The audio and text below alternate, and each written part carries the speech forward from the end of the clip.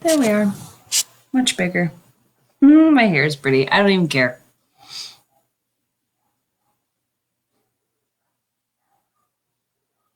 Okay, I think you can hear me. I look like a train wreck, and you know what? I don't care. Let me tell you why. Because it is beautiful today. Beautiful outside for the first time in I don't know, it feels like 7 years. Probably hasn't been that long, but man, it's so nice and it makes me so happy. And I worked out for the first time today in 2 months, and I actually don't feel like I'm gonna die because I'm pregnant and tired.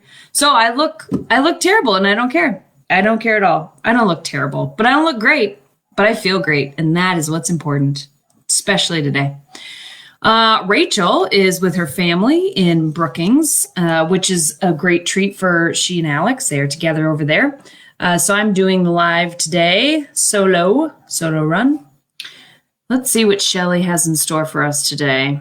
Helix is live. It's actually live. You can get on there. Send people to the website. They can buy it right on there. You don't have to go to our website. You don't have to do anything else. You can just go to the Helix website, and it looks so cool. We worked really hard on it. Some people worked harder than I did, for sure, on it. But I'm just, frankly, I almost feel shocked that it looks as cool as it does. Not because anyone that worked on it was not awesome, but because it looks so awesome, I can't believe it. helixassessment.com. You have to check it out. You might already have gotten an email a long time ago because maybe you're already in there. We did move some historic data over into the new platform. So you can try and log in. If you don't know how to get logged in, then you can send Shelly a message and she can help you.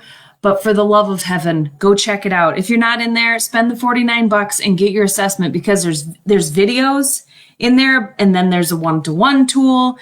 There's just all kinds of really cool stuff. It takes Helix that we know and love and the culture types and just blows it into this whole new world. So you got to check it out. Send all your friends. Okay, what else? Weekly quote.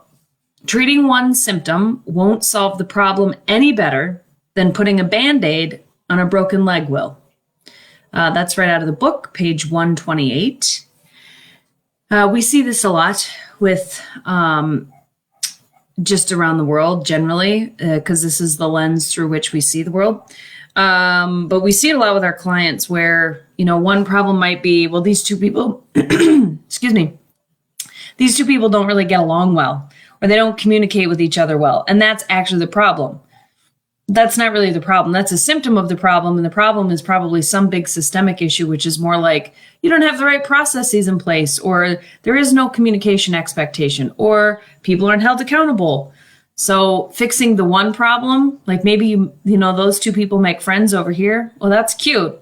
That doesn't fix the real problem, because if they get out of sync again, which they will if their big thing's broken, then they're just going to argue again.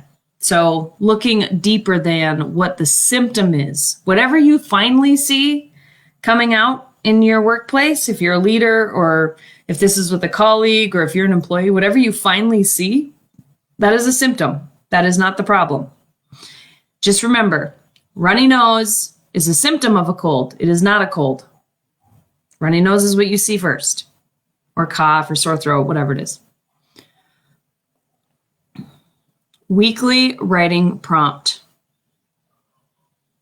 Oh, write down 5 things you will have by the end of 2021. 5 things you will have.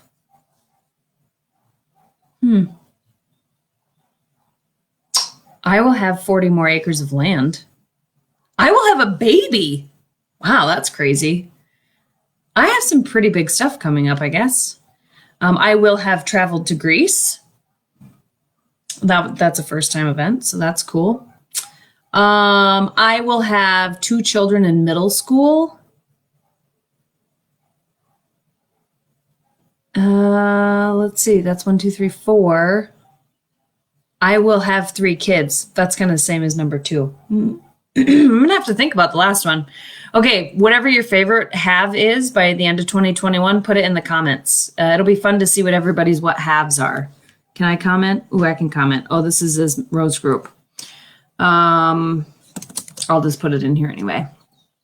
Meg will have a baby, 40 acres, 2 kids in middle school by the end of 2021. Now, you got to think, so like my having 40 acres, not even in the works yet, but I'm going to have it by God. So some of your haves are haves that you have not thought about yet, or maybe you've thought about them a lot, but you don't know how to get there. And that's the point of the exercise. So put in things that you will have or want to have turns into will have if you write it down and think about it a lot. Okay, member questions. I have just accepted an entry-level HR position. I would like to do some reading to help me get started in my position. Meg, do you have any HR book recommendations?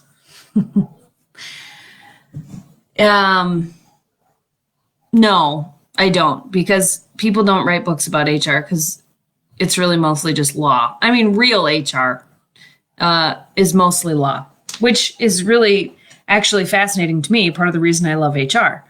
What I would do is get a membership to SHRM.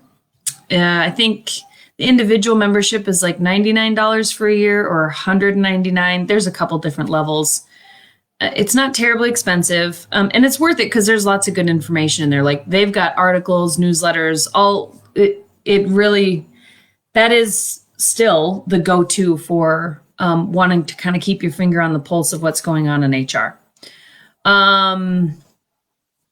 Ben Eubanks. So Ben Eubanks is on LinkedIn.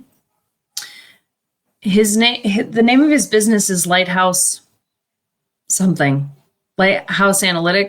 but he kind of started a new sort of adventure, but they have all kinds of data all the time about, within that business about, really actually analytics in HR. So what people are actually attracted to within business, what things excite people, why do people leave businesses, what are the reasons for turnover. So they really run some incredible, like if you want to nerd out about numbers, they've got great data. I can't tell you honestly what the website is. We'll look it up. Shelley, we'll throw that in the comments. So Ben Eubanks's website, and then follow him on LinkedIn. He's got a summer school program that's awesome. I was in it last year as a presenter. It's live on LinkedIn. It's great. So that's another great resource. I mean, in terms of books, if you want to read some books, I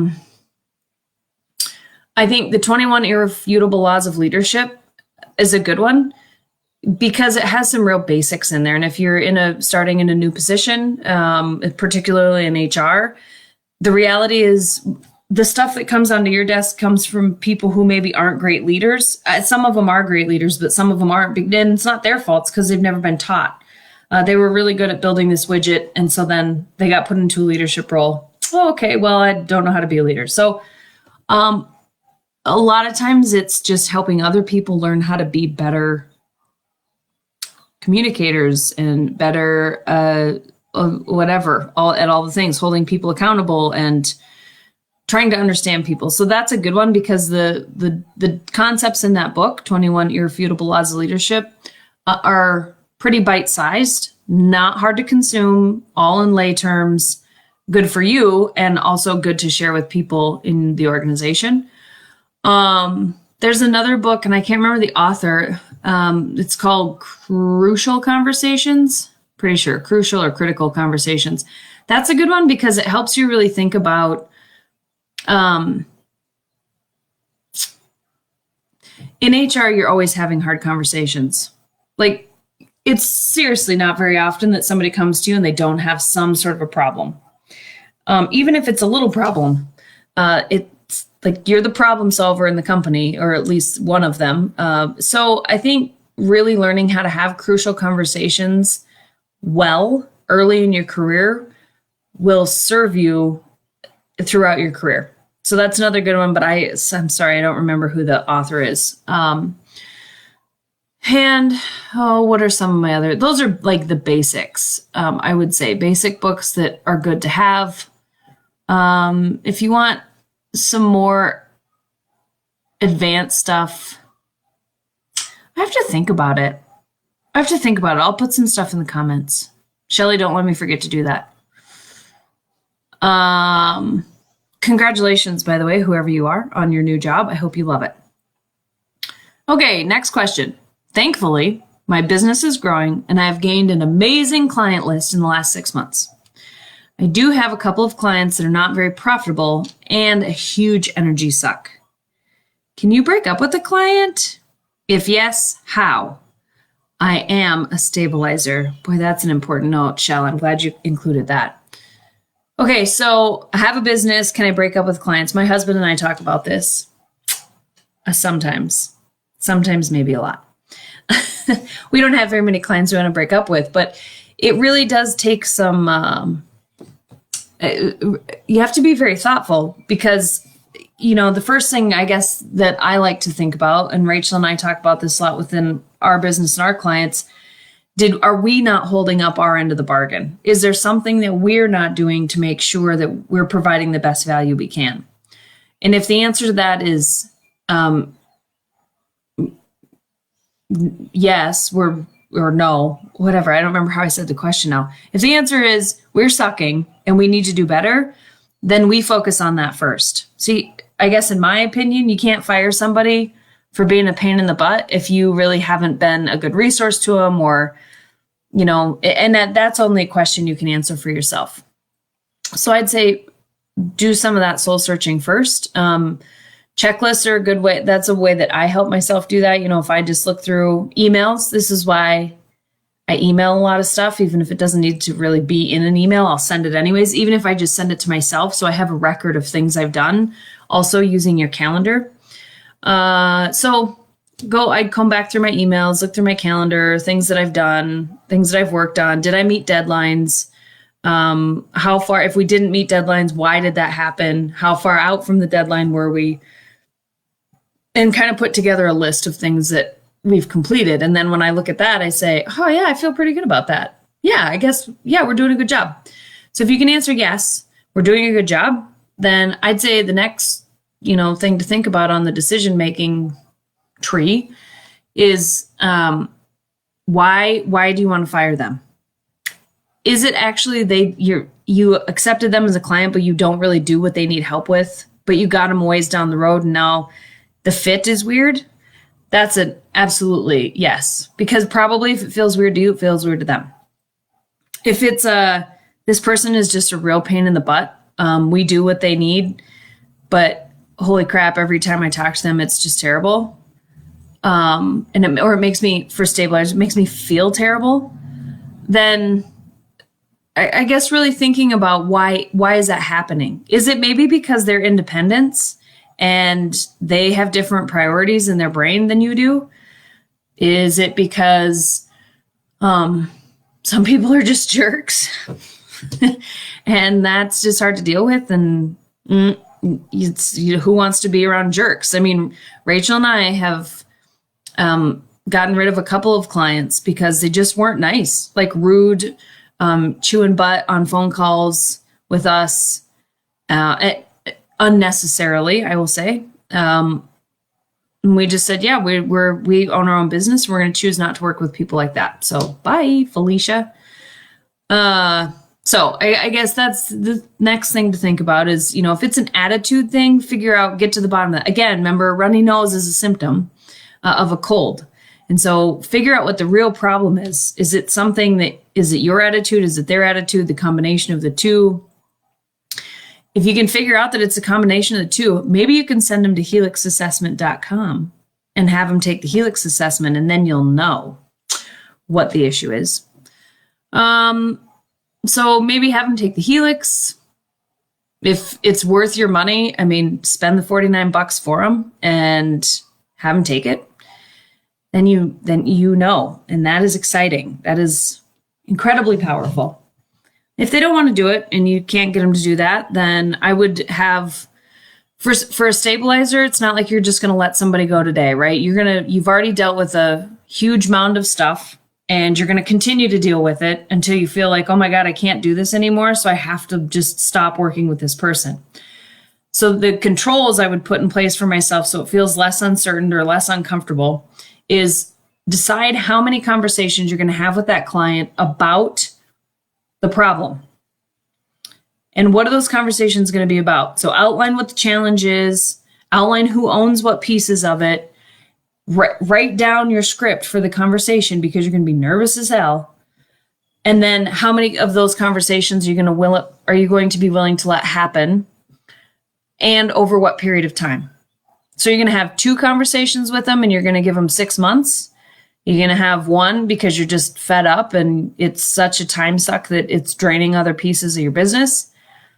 Are you going to have 4 conversations, and over what period of time? Like, you're going to let it go on a year, 6 months, 3 months, a week? So you because you're order tolerant stabilizer, put controls in where you can. That will make you feel like you have a better opportunity to manage the situation well. So, do you own the problem? Is it your doing? Are you doing everything you can or not? If or not, then sort that shit out. Do your job. If yes, you're doing everything you can, then is it an attitude problem, and whose attitude is the problem? Then next, what are you going to do about it? How many conversations are you going to have? What can you control? When are you going to say, no matter what happens after this point, I'm either going to decide to let them go or not, and keep them as a client? So those are the things I would do. If you want any more perspective on that, look me up. We've gone through that a time or two, so I might have a little experience about it. Okay. Good news. Barrier breaking golfer to become first with Down syndrome to compete in National College Championship. Let's look this up. I've heard about this gentleman. Oh, no, I haven't. Apparently that was some other story I read. This is a woman.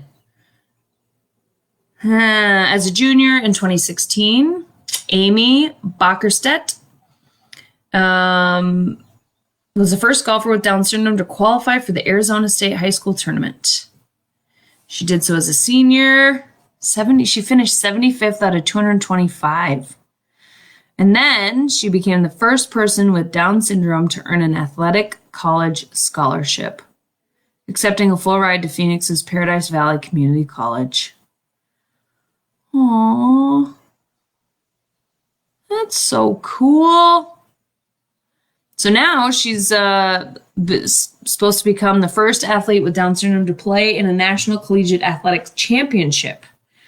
She's 22 years old, and she'll compete with her college teammates at the NJCAA National Championships in Ormond Beach, Florida. Oh, actually right now it's happening May 10th through the 13th. I wonder how she's doing. We might have to look that up. How cool. See, I just want you to know that the moment you think you can't do anything, you read a story like that, and then you're like, okay, pretty much everything I think is hard for me is just an excuse in my brain. All right, well, that's what's in there for now. I'm going to scoot on because I have lots to do today. And one of those things is to go see Shelly, so I better get after it. So what do we need to put? Well, I can't see the comments anymore. This is so annoying. Facebook. Hello, Facebook. When I do a live in our group, I can no longer see the comments. That is troublesome. I don't know how to change that. Can you please help me, Facebook? So I don't know if Shelly has put all the links in there. Probably she has. I guess I could sign on as me and watch my own live. That sounds like a lot of work. But the one thing I owe the person, the IX member, is a list of some books for HR brains, or just brains generally. I will make sure I get that in there. Okay, I hope you all have a really wonderful day. If the sun is shining where you are, for the love of heaven, go outside. Go outside. All right, lead powerfully, change the world. Bye.